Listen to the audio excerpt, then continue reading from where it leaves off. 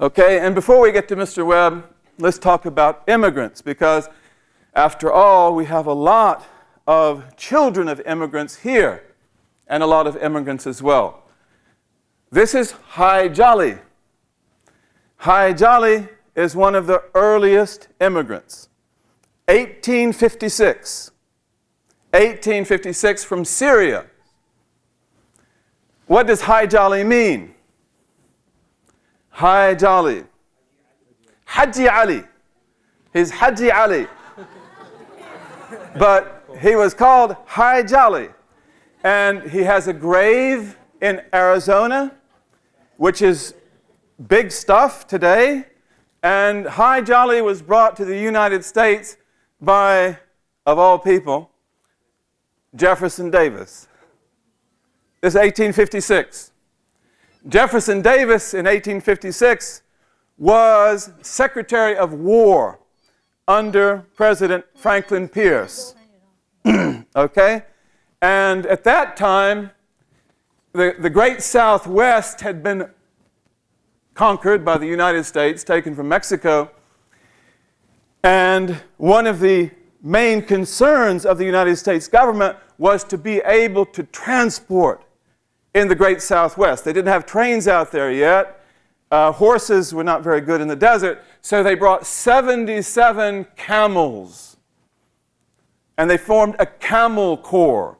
And right here, this man right here, was put in charge of that, Hai Jali. And there are this many documents about Hai Jali in the archives of the American Congress.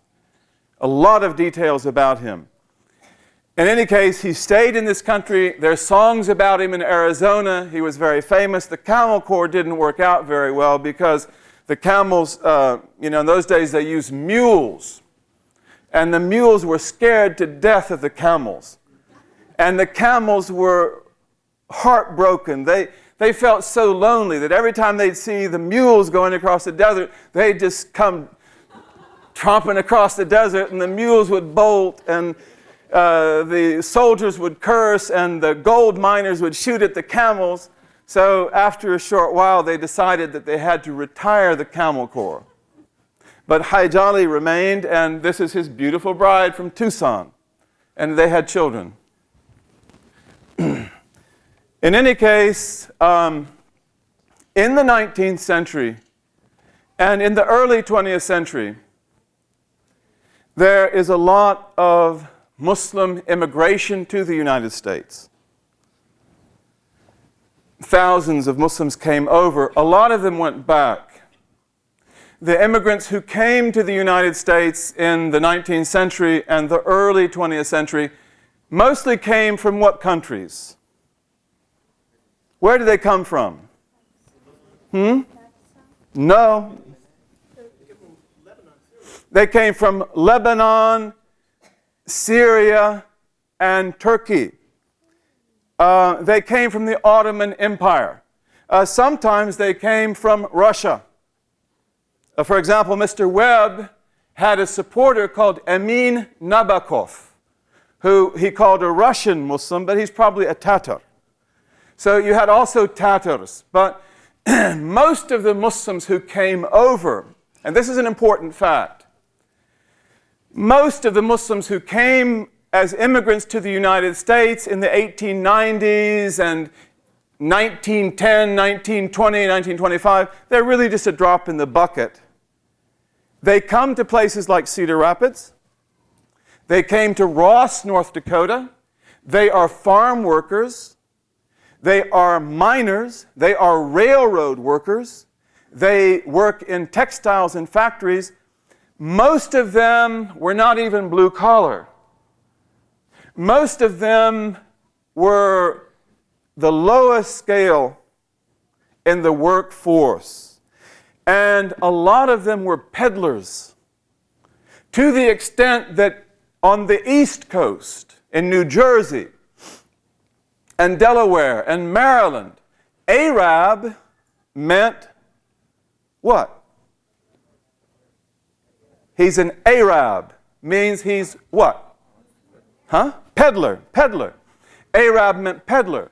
And these peddlers were very important. They liked to be peddlers because of the fact that they didn't have to speak English well. They didn't need much capital to start, and they could sort of congregate together. And another thing, too, and this is really important, America was a racist society. And even though some of them, like Hajjali, are as white as I am, they didn't count for whites if it was known that they were Arabs, if it was known that they were Muslims. So they had to be careful.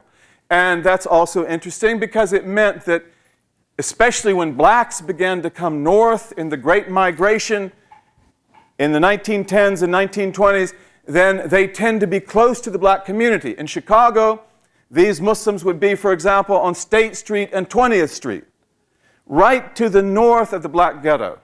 So they also, and they sell in the black ghetto, because the black ghetto didn't have the freedom to go shop in the suburbs. They didn't have suburbs, but, you know, black people didn't have the freedom to go downtown and shop. They had to get everything basically in the ghetto so the peddler can go in, he can talk to them, he can sell to them. In any case, the immigrants also have left great legacies. We don't have time to go into that, but what is this legacy right here? 1904, St. Louis World Fair. Farhan? Right. This is Ernest Hamawi. Enes Hamawi. They always had two names. So Enes is Ernest. Hajjali is also Theodore. That's what he's known. He's known as Teddy.